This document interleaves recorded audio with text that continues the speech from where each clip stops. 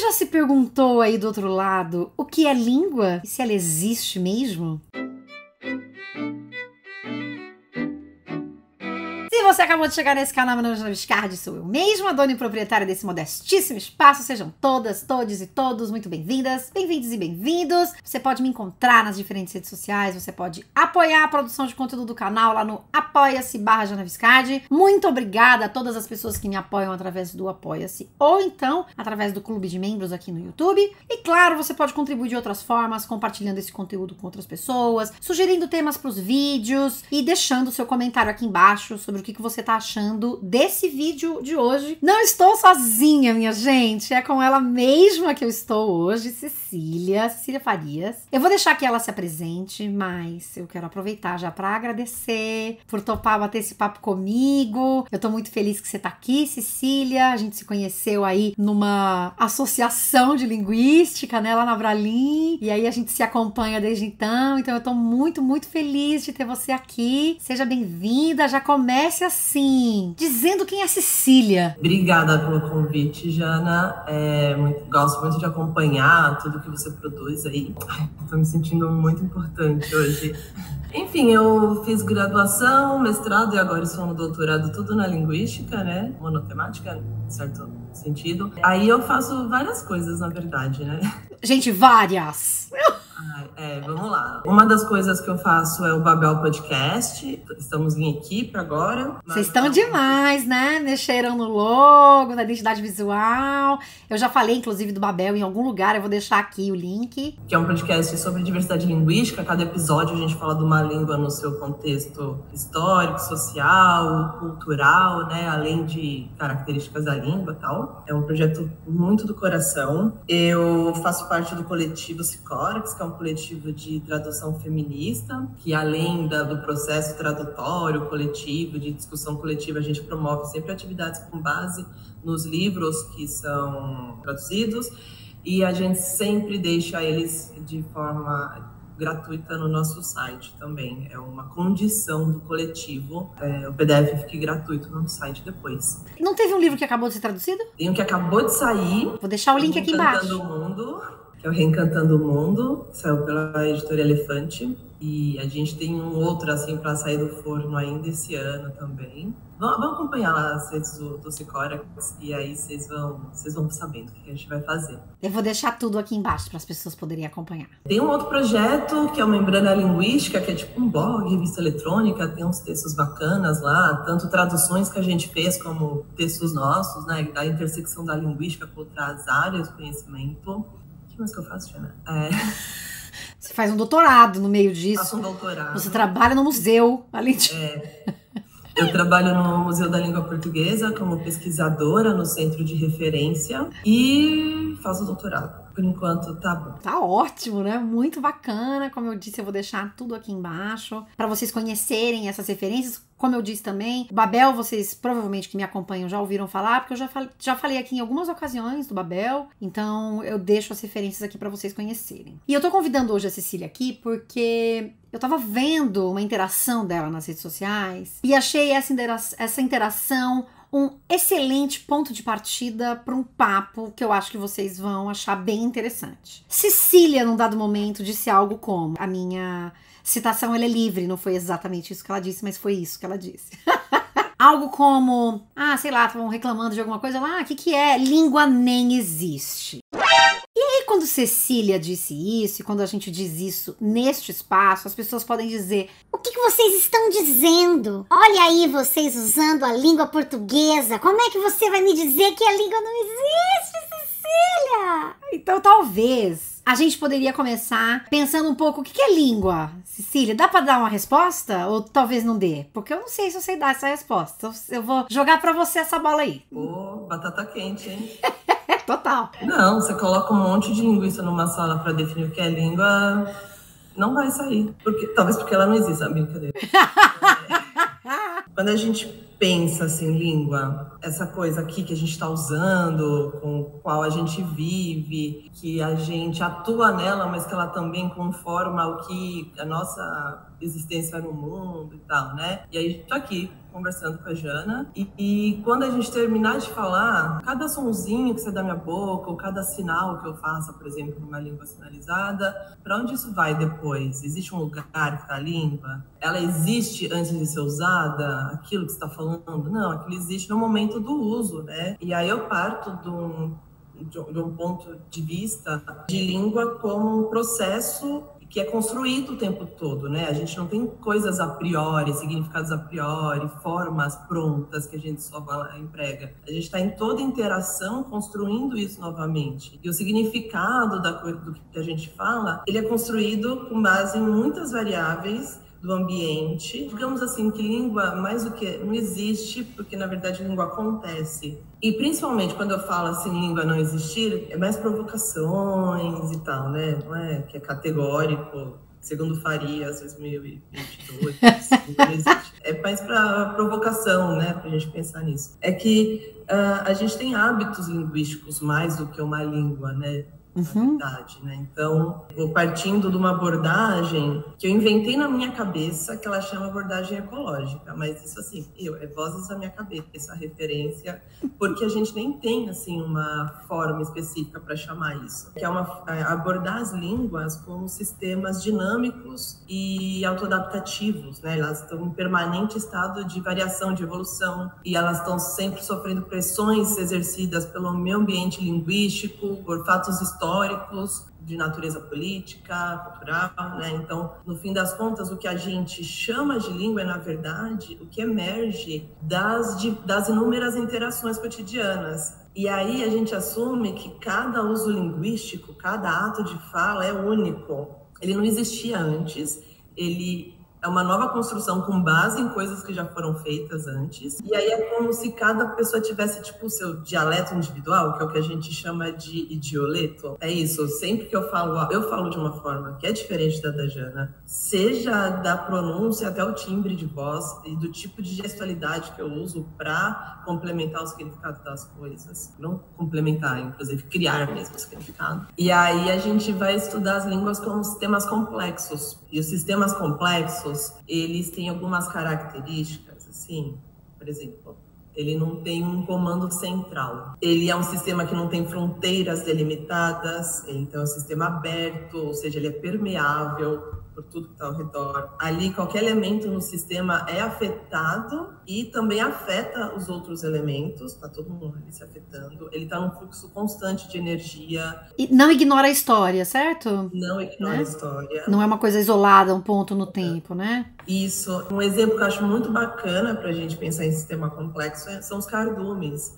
Você analisa, você olha vídeo de cardume, você vê os peixes lá e eles não tem um peixe que fala o que é para todo peixe fazer. Tipo, você vê quem está na beirinha vai mais longe, vai mais perto, então não tem essas fronteiras. Então ele pode topar com outros animais que estão ali na água. De repente todo mundo vira para o mesmo lado, você não precisa de um comando, ninguém morre. Então é isso, gente. A gente não precisa de ninguém mandar dizer o que a gente tem que falar, que a gente não vai morrer se não comandarem nossa língua. Posso fazer só um parênteses, já aproveitando o exemplo do peixe? Não é o tema para essa conversa, mas é inclusive interessante você dar o exemplo dos peixes, do cardume, porque muitas vezes a gente não se sente animais fazendo parte de um ecossistema, né? É como se nós fôssemos fora. Então, quando você compara um comportamento com o comportamento coletivo dos peixes, é muito interessante dessa perspectiva de pensar que a gente muitas vezes se entende como alguém que não é a natureza, né? Nós somos além da natureza, mais do que a natureza. Eu dei uma viajada agora, porque na hora que você falou eu pensei nisso, ó. Mas achei super interessante pensar no cardume. Uma galera que está estudando isso, né? Umas pessoas que fazem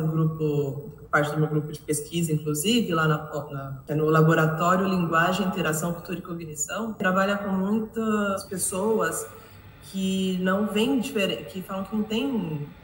A espécie humana não é tão especial assim, entendeu? Quem disse que esses outros seres vivos não têm cognição, que às vezes não está nos moldes do ser humano, e a gente não entende aquilo como inteligência, que não está no nosso padrão de inteligência, da forma como é a nossa inteligência. Eu gosto muito do trabalho do Saliko Mufwene. Ele é da República Democrática do Congo e hoje é professor na Universidade de Chicago. É um nome ótimo para quem estuda criolística, né? ele tem um questionamento que eu acho bem legal, que vai falar que as línguas crioulas, elas só têm esses nomes por uma questão de natureza política histórica. Não é algo inerente a essas línguas, porque afinal, por que a gente não chama que as línguas latinas, diz que as línguas latinas são crioulos do latim, né? Porque o processo de formação pelo contato ali é muito similar, mas a gente sabe por quê, né? A resposta não está dentro da língua. E é isso, o Mofuene é um cara que vê, né, a língua como um sistema complexo, dinâmico, autoadaptativo. E aí o que a gente chama de língua seria uma língua comunal, que é a extrapolação dos idioletos dos seus falantes. E aí, para a gente estudar uma língua, a gente precisa estudar os dioletos. Então, cada interação de fala, não existe uma abstração, que aquela abstração é a língua. Aquilo é uma idealização que não tem lastro com a realidade, assim, né? O que acontece é que a gente vai entrando em contato com diversos traços linguísticos ao longo da vida, né? A gente vai criando hábitos linguísticos de acordo com o nosso repertório. Então, eu vou juntando aqui no meu repertório várias formas de pronunciar uma coisa, organizações sintáticas e coisas assim, e a gente vai tendo um hábito mais ou menos forte, assim. Então, tanto que eu consigo reconhecer várias formas de falar do que a gente chamaria de português, sem necessariamente produzir essas formas, né? E o que eu acho muito legal também dessa ideia é que a língua, ela é necessariamente mutante. Tipo, a variação não é um deu ruim, desviei aqui de um negócio. Porque, na verdade, assim, eu tenho o meu dioleto. A pessoa que está interagindo comigo, ela tem o dela. Então, a gente precisa estar o tempo todo se adaptando para a gente poder se entender. Claro, quem convive na mesma comunidade linguística há muito tempo e tal, tem mais coisas em comum. Mas, no geral, a gente está o tempo todo, assim, fazendo mais ou menos força. Por isso que conversar, às vezes, a interação é cansativa, inclusive, né?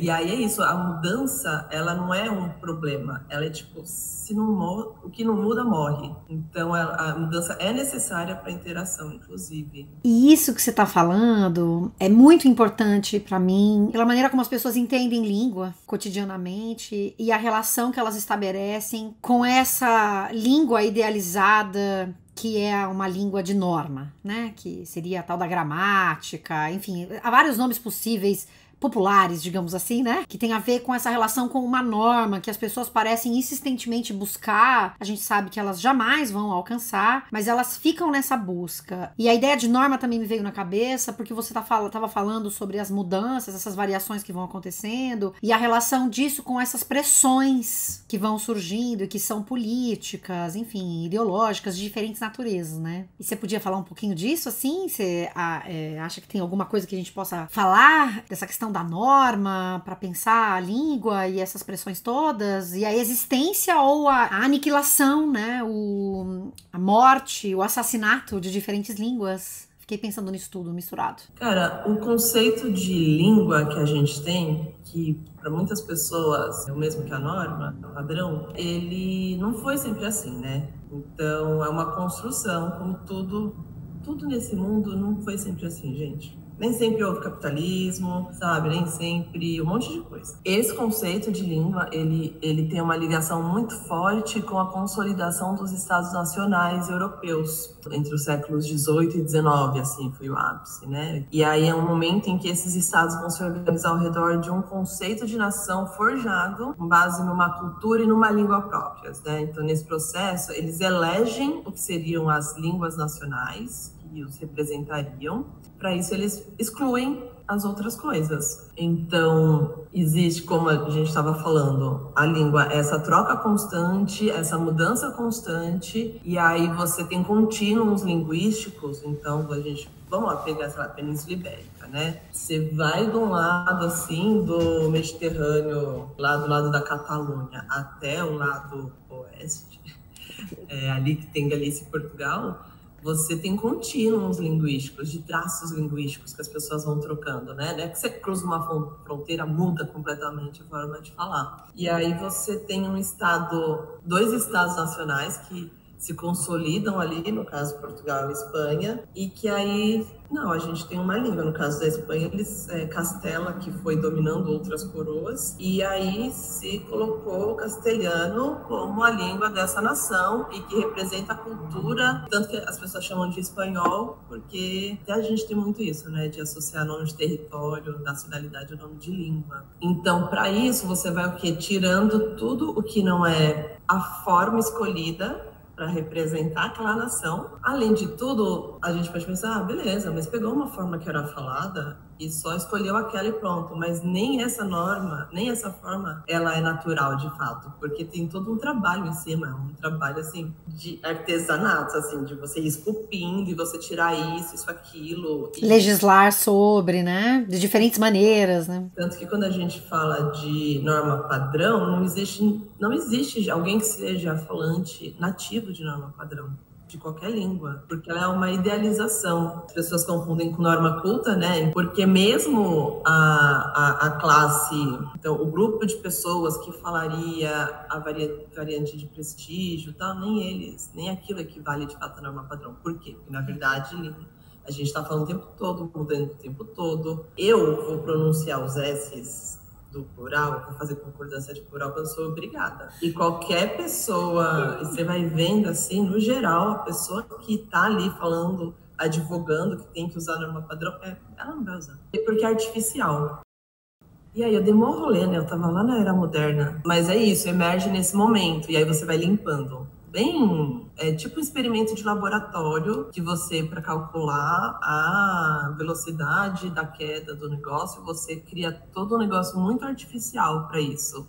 O Latour tem um trocadilho, Bruno Latour, Sim. tem um trocadilho num livro dele lá, O Jamais Fomos Modernos, que ele fala que o fato é feito. Porque em francês fica a mesma palavra, assim, a mesma pronúncia, né? E eu acho que, bom, enfim, claro, porque estamos falando de coisas que são pensadas e estudadas também a partir daquilo que acontece, é evidente, tem um paralelo muito forte, muito potente com a própria história do Brasil, né? A maneira como vai se legislando, tirando, assassinando em diferentes movimentos que vão acontecendo ao longo da história e que vão dizimando aí um conjunto de povos e de línguas, né? Que a língua não existe sozinha. Então aqui mesmo a gente vive isso, né? Então, de repente se diz assim, de repente não, né? Mas ao longo do tempo vai se tirando aqui e acolá, aí vem lá o Marquês de Pombal e fala, então agora chega. Claro, não é o único movimento, mas é parte de um movimento. É um marco. Que um marco e diz, agora acabou. Aí tira-se os jesuítas, chega. Esses jesuítas ficam aí conversando nessa outra língua. Não, vamos acabar essa festa, a gente não tá querendo mais isso mesmo. O Estado agora vai ser uma outra coisa e a língua é essa, né? Então, é interessante pensar, né, que o que é, então, a construção dessa nação e da ideia de povo, daquilo que a gente entende como ser brasileiro, falar o português, né? Que é até interessante a gente pensar o próprio nome, como você estava falando, né? De associar o nome, como se associa o nome de um país ao nome de uma língua, a gente fala português, nós somos brasileiros, e aí tem toda essa brincadeira, né, de definir ao longo da história, vários autores, né, da literatura inclusive, não, eu falo, não é português, é o brasileiro, é o luso brasileiro, não sei o quê, em tentativas diferentes de tentar pensar o que é esse português que a gente fala, que como você muito bem aí apontou, né, Jana, as línguas pensa mudam. Uma frase assim, derrubei angu na minha almofada chique. Que língua eu tô falando? Porque nessa já tem árabe na almofada. Isso! Angu, que é segundo, talvez. Sim, possivelmente. Chique, que é francês. E ninguém vai reclamar de eu falar uma frase assim, né? Exatamente. Porque eles não têm fronteira. Exatamente. Então você que tá aí nos ouvindo, tem uma série de línguas dentro dessa língua, digamos assim, que nos faz pensar de volta nesse lugar aí do Marquês de Pombal, que vem lá com um decreto, né, e diz assim, agora não se usa mais língua geral, nas escolas é só o português, é a língua do rei, e mais uma série de blá blá blá. Esse documento, ele tá inclusive disponível, vou deixar o link para quem quiser conhecer, o diretório, é possível acessar gratuitamente, e isso faz com que a nossa história mude ainda mais, né, já vinha mudando, as línguas já vinham sendo dizimadas nesse estado que foi sendo aí consolidado como, sei lá, o Brasil. E aí, Cecília? Como é que faz? Como é que a gente pensa a língua, né? Uma coisa, né, quando a gente fala de reformas pombalinas, que é o momento em que se institui que língua se deve falar nesse território que a gente chama de Brasil. Porque às vezes as pessoas acham que assim, aí o Cabral chegou em 1500, em 1501 todo mundo falava português. Deu super certo, foi assim. Cara, até hoje, gente, não é todo mundo que fala português no Brasil. Exatamente. Né? A gente tem comunidades que são monolíngues ou que só falam as línguas locais ali que não são língua portuguesa. Então, que identidade nacional? Ai, tem que acabar a identidade nacional. Porque a gente é mais do que nação, a gente tem que pensar em comunidades, na verdade, né? Mas, Marquês de Pombal, é o momento em que se institui o ensino, né? E aí o Estado assumindo o ensino e tira da mão da igreja. E às vezes a gente pensa, nossa, agora o ensino é laico, né? E não sei o quê, mas não é tão simples assim. E a disputa, inclusive, até sobre o nome da língua vai variar. Tipo, você pega a época pega no século XIX, quando estava na tensão por conta da independência, tinha uma divisão, assim, gente que queria chamar de língua brasileira, gente de língua portuguesa, gente que queria chamar de idioma nacional. E tinha muito a ver com o posicionamento quanto a ser a favor ou contra a independência. E idioma nacional era os em cima do muro, na verdade. Não é aqueles não. Era a terceira via. Era a terceira via. Isso, Jana, isso. E é violento, assim, é uma violência que não precisa ser física só, né? Porque você é tratado como menos digno porque você não fala a língua tal, e aí você não tem acesso a coisas, né? Então, você não tem acesso a saúde básica, outra formação, enfim, direitos básicos, assim, né? E você é estigmatizado quando você não fala a língua oficial, e mesmo que seja chamado o que você fala, por exemplo, seja a língua portuguesa, que você não fala a variante que se escolheu como a padrão, enfim, você é menos humano, né, no fim das contas. Sim. Cecília, veja, agora que a gente confundiu a cabeça das pessoas que estão nos ouvindo. Mentira, a gente não confundiu. A gente mostrou pra você que o buraco é mais embaixo. Você tinha me passado um texto da Brembrana, né? Esse texto tá aqui embaixo, tá? Eu deixo pra vocês. Ele se chama As Línguas Não Existem, Porém Morrem. Ele foi escrito pela Juliana Angel Osorno. Não sei se eu estou falando como se deveria. Juliana, é verdade. Se eu comecei Juliana, eu deveria continuar Juliana Angel Osorno ou Juliana Angel Osorno, Juliana, né? Isso. E ela vai nos dizer assim no finalzinho do texto. O chamado é então a defender as pessoas, seus direitos linguísticos, seus territórios e sua vida comunitária, como a própria Cecília trouxe aqui pra gente, né, a defesa da comunidade. A lembrar sempre que quando falamos de línguas em perigo de extinção, nos referimos em realidade a falantes em situação de insegurança política, ecológica, econômica e dentre outras, né. Uma das práticas da identificação de línguas em perigo é gravá-las, estudá-las, transcrevê-las e etc. Como se ao guardá-las numa caixa, a gente não fosse perdê-las para sempre. Elas vão se perder sim, do mesmo jeito que uma foto dos nossos avós não é a mesma coisa que tê-los por perto. Então, se queremos viver em um mundo linguisticamente diverso, fiquemos sempre alerta na defesa dos humanos. Achou? Linda essa parte. Bem lindo mesmo. Porque para além de discutir se língua existe ou não, a gente sabe que falante existe. E são os falantes que a gente tem que defender. A gente está gravando no mês de abril. Abril é um mês de luta dos povos indígenas. Sim. E para a gente preservar línguas indígenas, não é uma questão de a gente tem que regravá-los e registrar e fazer gramáticas. Não, a gente precisa demarcar a terra antes de qualquer coisa, sabe? A gente tem que garantir que essas pessoas possam viver de forma digna, plena, assim, sem que lhes falte nada, usando a própria língua. E isso que você me diz me coloca para pensar também, o que pode ser o tema de uma outra conversa, o que é o linguista, né? Se o linguista só tá olhando para dentro, supostamente, de uma língua e ignorando, por exemplo, uma questão tão importante como a questão da demarcação de terras, né? Para os povos indígenas, diferentes povos indígenas que aqui estão, né? Cecília,